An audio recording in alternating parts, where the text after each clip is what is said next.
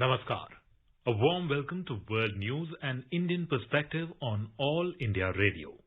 This is R.S. Raghu, and with me is Anita Anand, bringing glimpses of the major developments of the day from across the globe. Over the next half an hour, we shall bring you the latest from the world of politics, economy, sports, entertainment, and more. The headlines.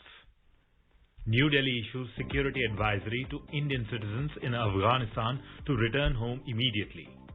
Russian President Vladimir Putin thanks India for the maritime security initiative. Prime Minister of India, Mr. Narendra Modi, to virtually address the Confederation of Indian Industry Annual Meeting 2021 on Wednesday. India administers over 52 crore COVID-19 vaccine doses so far. Recovery rate stands at 97.4%. Indian government sets target of achieving 175 gigawatt of renewable energy capacity, excluding large hydro, by December 2022. And World Lion Day being celebrated today to raise awareness and gather support for their declining population and conservation.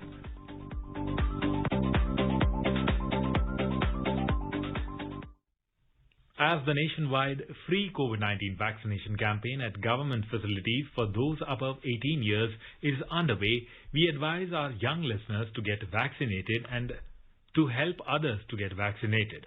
We also advise our listeners not to lower their guard as COVID-19 remains a threat to our health. Please stay at home unless it is essential to go out and continue to follow these 3 simple steps. Wear a face mask. Maintain 2 gaz ki duri for social distancing. Focus on hand and face hygiene. For any COVID-related information and guidance, contact National Helpline numbers 011-2397-8046 and 1075. And now the news in detail. India has advised its citizens in Afghanistan to make immediate travel arrangements to return home before commercial air services are discontinued. As violence in many parts of Afghanistan has escalated, commercial air travel services to many provinces and cities are getting discontinued.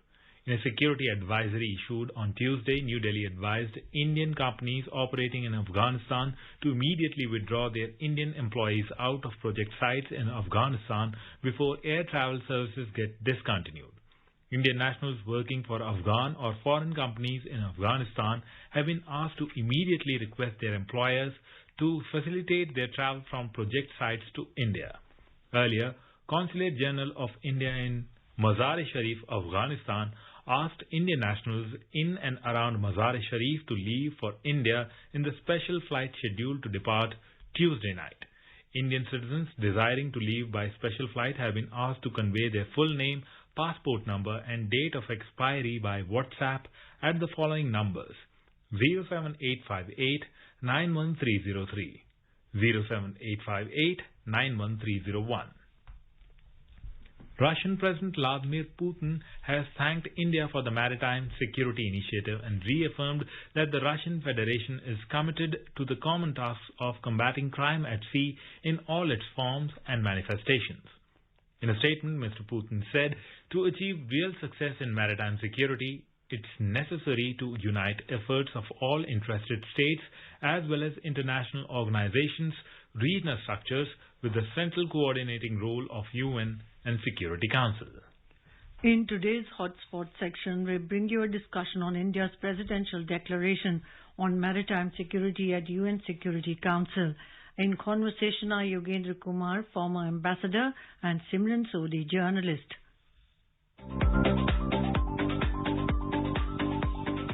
Today we are discussing Prime Minister Narendra Modi chairing the United Nations Security Council high-level open debate on enhancing maritime security, a case for international cooperation. And the Prime Minister also made some very pointed remarks on this, and we made the case for international cooperation in this. There were other heads of states, including the Russian President Vladimir Putin, the President of Kenya, and the Premier of Vietnam in attendance. Ambassador Kumar, when you see the Prime Minister's address on this very important issue in the UNSC, how do you assess its global impact? I think it is the right time to use the high-level forum like the UN Security Council to actually focus attention on maritime security. Because for a variety of reasons. One, of course, is that in fact, the entire global economy is working on maritime trade. So if unnecessary disputes are arising, for example, between countries or because of claims made by certain countries, in that case, the flow of maritime trade, the growth of maritime trade is bound to be impeded or obstructed and therefore has global implications.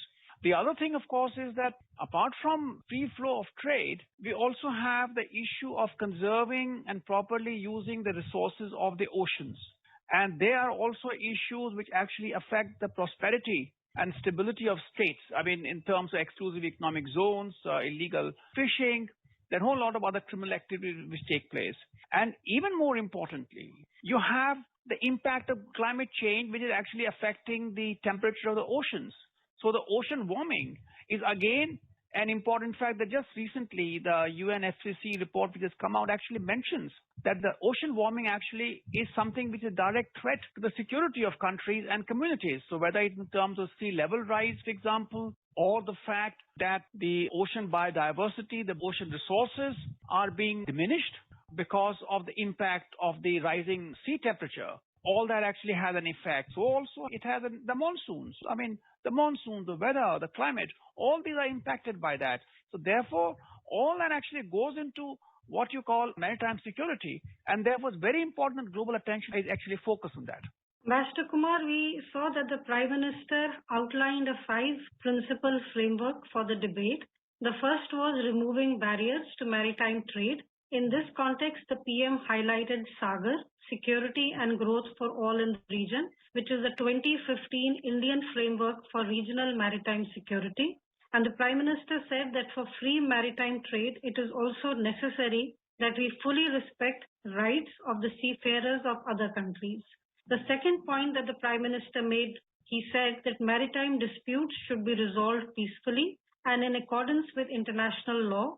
He went on to add that this was extremely important for promoting mutual trust and confidence and ensuring global peace and stability. Ambassador Kumar, when we see the Prime Minister's significant statements on resolving things in accordance with international law, and we also look at the backdrop and we see the aggressive behavior by China in the South China Sea, do you feel that this is also India somewhere indirectly reaching out to China about its past aggressive behavior? The fact that maritime trade is important, the fact that proper exploitation of ocean resources is important. I mean, these are all part of the sustainable development goals of the United Nations. The fact that the global warming actually has to be tackled by the international community as a whole. In an environment like this, to raise petty issues, petty disputes on grounds of national security and national sovereignty and so on and so forth, which actually are not sustainable. So you find that the Chinese reaction when the entire, let's say, international community in the form of the UN Security Council, the United Nations actually focus on that, for them to have actually said that, you should not be talking about South China Sea, or you should not be talking about this, or you should not be talking about that. And then to actually, at the level of the Prime Minister, who's actually a national leader, the Chinese representative was actually a deputy ambassador. Whereas you had the Russian president, you had the Kenyan president, and you had Vietnamese Prime Minister, and people of that stature and standing, who are international leaders in their status, to send actually somebody who is actually a deputy ambassador, it shows that the Chinese actually feel that says something about which they have to be defensive about. And therefore, in a way, I would only say that I hope they get the message from this, that they need to change their attitude to international governance issues, where ultimately how the international governance takes place, how the global challenges are addressed, they will also be affected by that. So to talk like that, or to take that kind of an attitude, I think it doesn't behove a country, which actually aspires to be a global leader.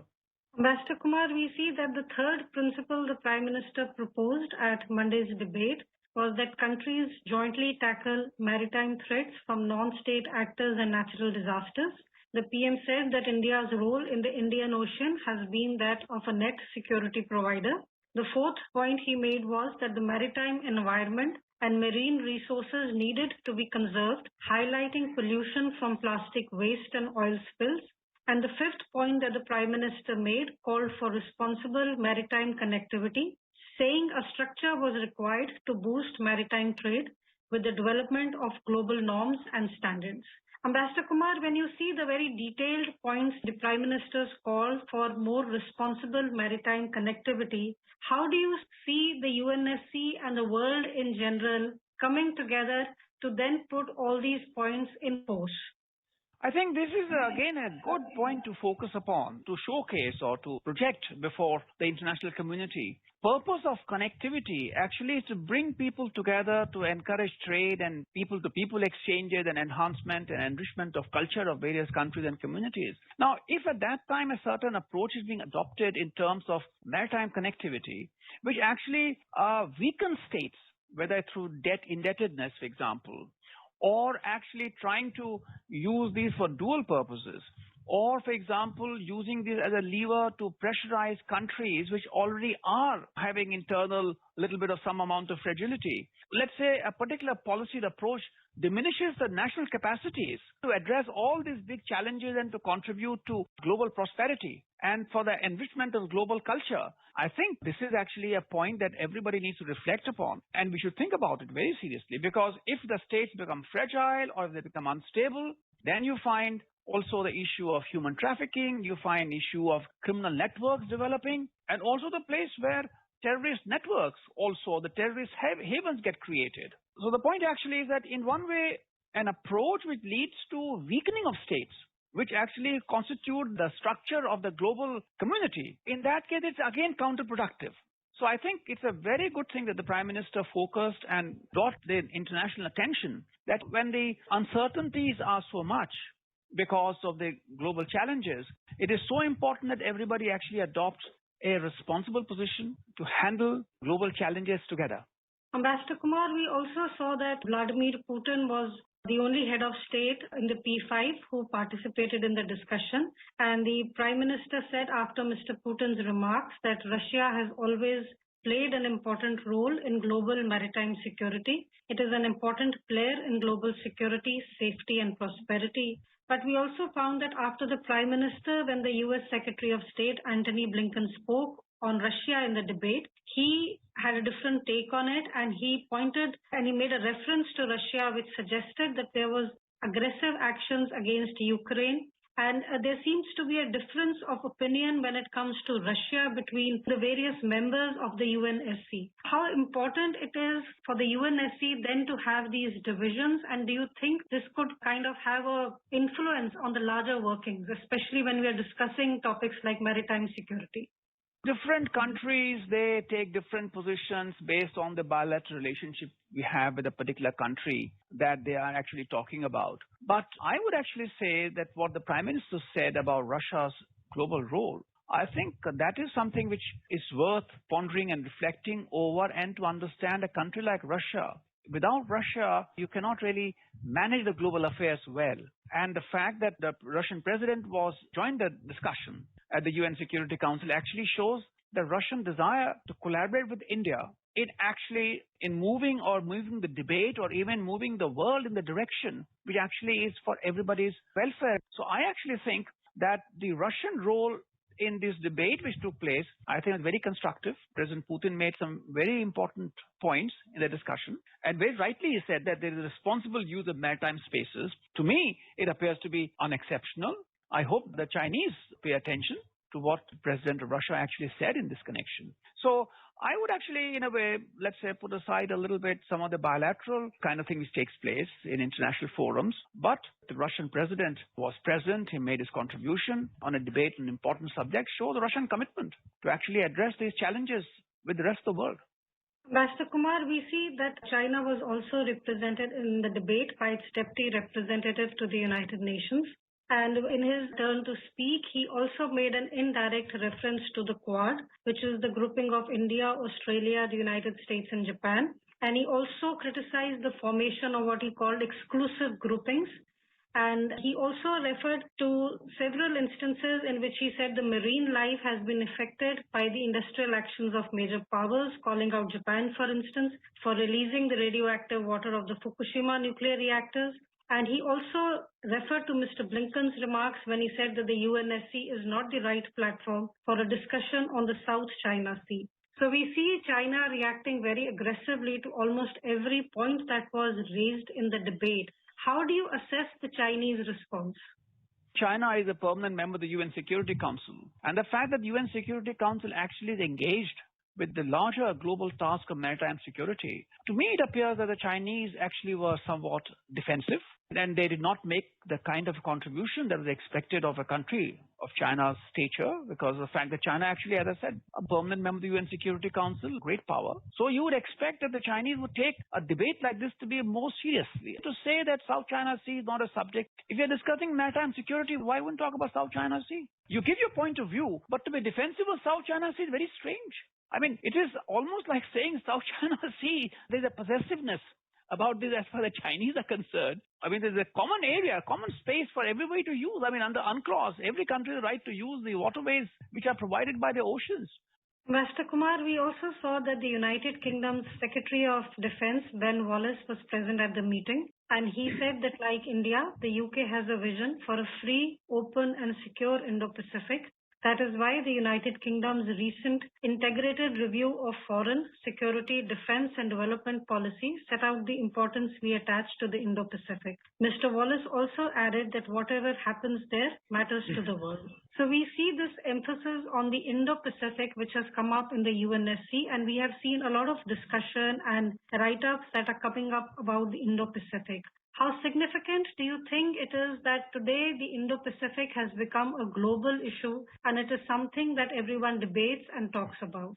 I think it is an important issue. First of all, let me add one more thing. The Indian position is that it should be, that our approach is it should be free, it should be open and inclusive. We are not excluding any other country because, as I said, the global waterways, everybody has a right to sustainably use it and to actually contribute to the global welfare. So that is the first point one has to remember. Now, the second point actually is, to me, Prime Minister said so. In Shangri-La speech that he gave in 2018, I think, he made very clear what our vision of the Indo-Pacific is. And India's position on this has been consistent, whether it is the Shangri-La speech of the Prime Minister, whether, again, at the East Asia Summit, the Prime Minister talked about the Indo-Pacific Ocean Initiative. He actually talks about as to how the Indo-Pacific Ocean, how they actually can be used sustainably in a manner which is stabilizing, which is not something which is disruptive of the global order and adds to the achievement of sustainable development goals. So I would actually say that the debate on the Indo-Pacific has been unnecessarily twisted. The fact that the two oceans have close connectivity is a very well-known fact. What happens in the ocean affects the Pacific. There's something which is evident to everybody who actually follows the developments taking place. To somehow to say that it is directed to somebody else or that it is exclusive, well, I just say please read Prime Minister Shangri-La's speech. We will continue to follow the United Nations Security Council meetings and the developments, because this is also the month when India holds a month-long presidency in the UNSC, and we will follow the discussions there throughout the month.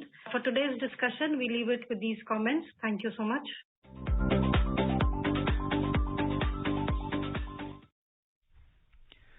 Prime Minister of India Narendra Modi will address the Confederation of Indian Industry CII annual meeting 2021 on Wednesday through video conferencing. The theme of the meeting is India at 75, government and business working together for Atmanirbhar Bharat. The CII annual meeting 2021 will be held over 2 days on 11th and 12th of August. Singapore's Deputy Prime Minister and Coordinating Minister for Economic Policies, Heng Swee Keat, will address a special international guest speaker. The event will also have the participation of many ministers, senior officials, academics and prominent representatives of Indian industry. Indian Minister of New and Renewable Energy and Power R.K. Singh has said that the government has set a target of achieving 175 gigawatt of renewable energy capacity, excluding large hydro, by December 2022. In a written reply to a question in Rajya Sabha, Mr. Singh said that a total of 98.44 gigawatt of renewable energy capacity has been cumulatively installed in the country as on 30th June this year, which includes 1.49 gigawatt of off-grid and decentralized capacity. The Minister informed the House that in addition, renewable energy projects of 50.35 gigawatt capacity are under various stages of implementation, while 25.16 gigawatt are under various stages of bidding. He said the government has also declared a target of installing 450 gigawatt of renewable energy capacity by the year 2030. Mr. Singh said the government has taken several steps to promote renewable energy in the country, including permitting foreign direct investment up to 100% under automatic route and laying of new transmission lines. This is All India Radio giving you the news. For quick news updates round the clock, follow us on Twitter at AIR News Alerts. Welcome back to World News. More than 52 crore COVID vaccine doses have been administered in India so far under the nationwide vaccination drive. The Union Health Ministry said more than 54,91,000 vaccine doses were administered during the last 24 hours. The recovery rate stands at 97.4%. Australian authorities on Tuesday vowed to crank up policing of anti-COVID lockdown rules in Sydney, but dismissed suggestions that tougher measures, including a curfew, were needed after the city reported its biggest single-day new case number yet. With more than 5 million residents of Australia's biggest city now in lockdown for more than 6 weeks, Sydney reported 343 new infections in an outbreak stoked by the spread of the highly transmissible Delta strain of COVID-19, up to 66 from the day before and topping the last one-day peak set on Saturday. COVID-19 pandemic in Bangladesh again claimed a record 264 lives on Tuesday, taking the death toll to 23,161. The same number of deaths was reported on 5th of August, which is the highest since the pandemic broke out in March last year. A total of 11,164 new cases of coronavirus infection were also reported on Tuesday. However, the number of active cases has declined to 1.18 lakh from the level of over 1.5 lakh on 2nd of August. The sample positivity rate continued to show a declining trend. From a high of 32.55% on 24th of July, it has declined on a daily basis since 30th July, when the positivity rate was recorded at 30.77%. On Tuesday, the positivity rate stood at 23.54%. The mass vaccination drive for COVID-19 is continuing in the country, with over 19 million shots already being administered till Monday. Prime Minister of Greece, Kyriakos Mitsotakis, has apologized for failures in tackling the wildfires tearing across the country. The Prime Minister said that his government had done what was humanly possible, but in many cases it was not enough. Hundreds of firefighters have been battling huge blazes that have forced thousands of people to flee their homes. The devastating fire also destroyed dozens of properties. Thick smoke is still pouring off the island of Evia, northeast of Athens, which has been ablaze for a week. India has expressed solidarity and support of government and people of Greece in their efforts to contain the devastating wildfires. External Affairs Ministry conveyed condolences for the lives lost. China has recalled its ambassador to Lithuania in protest over Lithuania's recent decision that it will allow the Taiwan government to set up representative offices in the name of Taiwan. It would be the self-ruled island's first such de facto embassy in Europe to bear the name Taiwan, which Beijing sees as a violation of its One China policy. Normally, only Taipei is used. In a statement on Tuesday, the Chinese government expressed its categorical opposition to this move and said Beijing has decided to recall its envoy to Vilnius, Shen Qifei, and demanded the Lithuanian government to, in turn, recall its ambassador in Beijing, Diana Mekevician. Lithuania also plans to open a representative office in Taiwan by the end of the year. Many countries have de facto embassies in Taipei, which are often termed trade offices, including the European Union, of which Lithuania is a member state. Guinea confirmed a case of Marburg disease, the World Health Organization said on Monday, the first recorded in West Africa of the lethal virus that's related to Ebola and, like COVID-19, passed from animal hosts to humans. The virus, which is carried by bats and has a fatality rate of up to 88%, was found in samples taken from a patient who died on 2nd of August in southern Gokkedo Prefecture, the WHO said. Matshidiso Moeti, the WHO Regional Director for Africa, said that the potential for the Marburg virus to spread far and wide needed to stop in its tracks. And now a report from the business world. The BSE Sensex gained 152 points, or 0.28% to trade at 54,555. NSE Nifty also surged 22 points, or 0.13% to trade at 16,280. Among global markets, majority of Asian shares gained. Hong Kong's Hang Seng climbed 1.2% and China's Shanghai Composite Index gained 1%.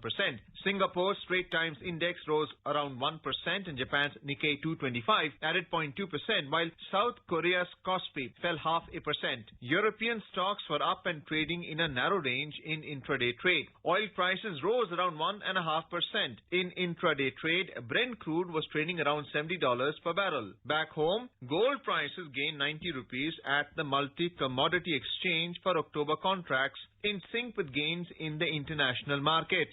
Gold was trading at 46,000 rupees per 10 grams. Silver prices also rose 110 rupees to trade at 62,275 rupees per kilogram for September contracts when reports last came in. In the foreign exchange market, the rupee weakened by 16 paise to close at 74 rupees and 43 paise against the US dollar. Arjun Chaudhary for World News, All India Radio. World Lion Day is being celebrated today with an emphasis to raise awareness and gather support for the declining population and conservation. The theme of the World Lion Day 2021 is slow elimination of the African lion. On this occasion, Indian Prime Minister Mr. Narendra Modi has appealed everyone to raise awareness to propagate the cause of lion conservation. He also conveyed greetings to all those passionate about lion conservation. In a tweet, Mr. Modi said it would make everyone happy that the last few years have seen a steady increase in India's lion population. He said the lion is majestic and courageous and India is proud to be home to the Asiatic lion. Indian government will organize Fit India Freedom Run 2.0 throughout the country as a part of the Azadi Ka Amrit Mahotsav celebrations. The aim of the initiative is to encourage people to take up fitness activities such as running and sports in their daily lives and get freedom from obesity, laziness, stress and diseases. Indian Youth Affairs and Sports Minister Anurag Thakur will launch the nationwide program on Friday. In his message, Mr. Thakur urged everyone to take part in the nationwide program to make it a people's movement. And now let's take a look at the major developments around the world as reported in the foreign press. Gulf Times says that Biden firm on Afghan exit and Taliban surge. The Guardian says Scott Morrison wants a trouble-free Christmas, but George Christensen's COVID misinformation stands in the way. Washington Post writes that minorities drive all population growth in U.S. Census data likely to reveal. A quick look at the headlines once again. New Delhi issues security advisory to Indian citizens in Afghanistan to return home immediately. Russian President Vladimir Putin thanks India for the Maritime Security Initiative. Prime Minister of India, Mr. Narendra Modi, to virtually address the Confederation of Indian Industry Annual Meeting 2021 tomorrow. India administers over 52 crore COVID-19 vaccine doses so far. Recovery rate stands at 97.4%. Indian government sets target of achieving 175 gigawatt of renewable energy capacity, excluding large hydro, by December 2022. And World Lion Day being celebrated today to raise awareness and gather support for the declining population and conservation. India is celebrating the 151st birth anniversary of Mahatma Gandhi. Before we end, let us listen to his favorite bhajan, Vaishnav Jan, by artists from Norway.